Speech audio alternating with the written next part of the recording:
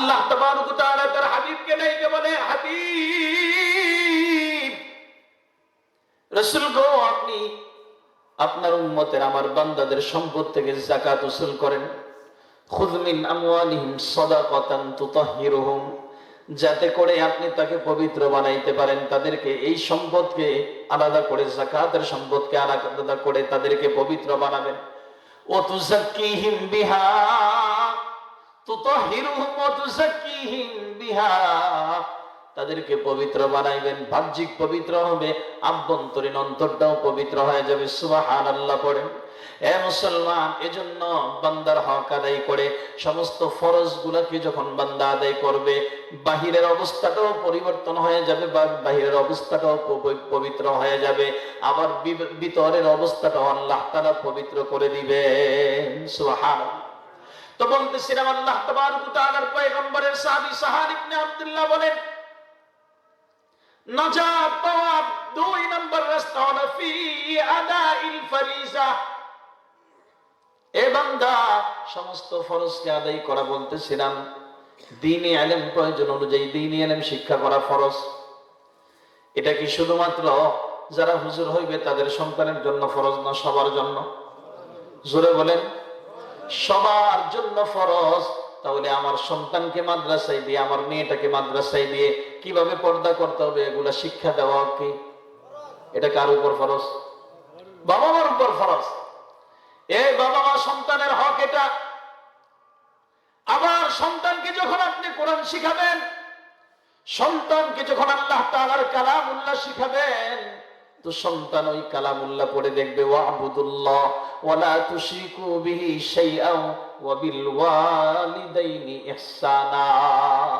সন্তান ওই কালামুল্লাহ পড়ে দেখবে, হাই হাই, আমার বাবা আমাকে যে ইলম শিখাইছে, ওই ইলমের দ্বারা আল্লাহ তাবারক ওয়া তাআলা আমাকে যে দিক নির্দেশনা দিচ্ছে, সেটা হলো ইবাদত হবে আল্লাহর, আর খেদমত হবে বাবা মা।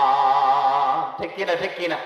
আপনি যদি ফরজ আদায় করেন, আপনি আপনার ফরজিয়াতের জিম্মা থেকে ফারেক হয়ে যাবেন। তার মাথার মধ্যে আরেকটা ফরজ চলে আসবে, সে বাবা মার হক বুঝে বাবা মার হক আদায় করতে হবে। কতক্ষণ কি পর্যন্ত বাবা মার হক আছে, কতটুক পর্যন্ত স্ত্রীর হক আছে, কতটুক পর্যন্ত স্বামীর হক আছে, কতটুক পর্যন্ত সন্তানের হক আছে, এলাকার মহল্লাবাসীর হক আছে, প্রতিবেশীর হক আছে, কতটুক আছে, এটা দ্বীনি ইলম শিক্ষা ছাড়া কখনো বুঝতে পারবে না। ঠিক কিনা? ঠিক কিনা? তো বলতেছিলাম, ফি আদাইল ফরিজা, সমস্ত ফরজকে আদায় করতে হবে। আল্লাহর পয়গম্বরের ওই সাহাবী আবার বলেন, 3 নাম্বার নাজাত পাওয়ার 3 নাম্বার রাস্তা হলো ফি ইক্তিদাইন নবী সাল্লাল্লাহু আলাইহি ওয়াসাল্লাম। ফি ইক্তিদাইন নবী সাল্লাল্লাহু আলাইহি ওয়াসাল্লাম, আল্লাহর হাবিবের জিন্দেগি যারা অনুসরণ করবে, মাথা থেকে পা পর্যন্ত, সকাল থেকে সন্ধ্যা পর্যন্ত, সন্ধ্যা থেকে সকাল পর্যন্ত, সারাটা দিন, সারাটা জিন্দেগি পয়গম্বরের দিনের অনুসরণ করলে, পয়গম্বরের সুন্নাতের অনুসারী হয়ে গেলে, আল্লাহ তাআলার পয়গম্বরের ওই সাহাবী বলেন, আল্লাহ তাবারক ওয়া তাআলা ওই সুন্নতের রঙে রঙিন হওয়ার কারণে বান্দাকে আল্লাহ তাআলা জাহান্নামের আযাব থেকে মুক্তি দিয়ে দিবে।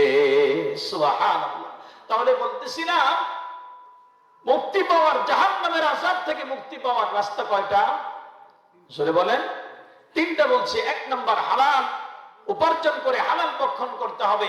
2 নাম্বার, সমস্ত ফরজ আদায় করতে হবে। 3 নাম্বার, দুনিয়ার কোন ব্যক্তির আদর্শ নয়, দুনিয়ার কোন ব্যক্তির কৃষ্টি কালচার নয়, দুনিয়ার কোন দেশের কৃষ্টি কালচার নয়, মানতে হবে পয়গম্বরের আরবি সাল্লাল্লাহু আলাইহি ওয়াসাল্লামের সুন্নাত ওয়ালা জিন্দেগি। আমাকে আপনাকে আদর্শ বানাইতে হবে রাসূল আরবি সাল্লাল্লাহু আলাইহি ওয়াসাল্লামকে। মেরে মুহতারাম হাজিরিন, আল্লাহর পয়গম্বরের সুন্নাত যার গায়ে লেগে যাবে, আল্লাহর হাবিবের জিন্দেগি যার জিন্দেগি হয়ে যাবে, আল্লাহ তাবারক ওয়া তাআলা তাকে জাহান্নামের আগুনে জ্বালাবে না।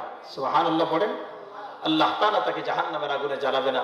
তো সংক্ষিপ্ত আকারে যে কথাগুলো বললাম, যে আমাদেরকে মুক্তি পাওয়ার রাস্তা হলো 3টা, হালাল খাবার, সমস্ত ফরজ আদায় করা, 3 নাম্বার হলো আল্লাহর হাবিবের জিন্দেগিকে অনুসরণ করা, আর এগুলা শিখার জন্য মাদ্রাসা।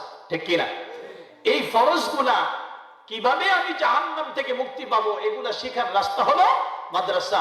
এখানে পুরুষ মাদ্রাসায় আমার ছেলেকে দিয়ে দিব, আর মহিলা মাদ্রাসায় গুলার মধ্যে আমি আমার কন্যা সন্তানটাকে দিয়ে দিব, যাতে করে আল্লাহ তাআলার যত ফরজ বিধান আছে সে বুঝতে পারে কার সাথে দেখা করবে, কার সাথে দেখা করবে না, কার সাথে পর্দা করবে আর কার সাথে পর্দা করবে না, কতটুকু রাস্তায় বের হবে আর কতটুকু পর্যন্ত বের হবে না, এগুলা শেখার জন্য মাদ্রাসা।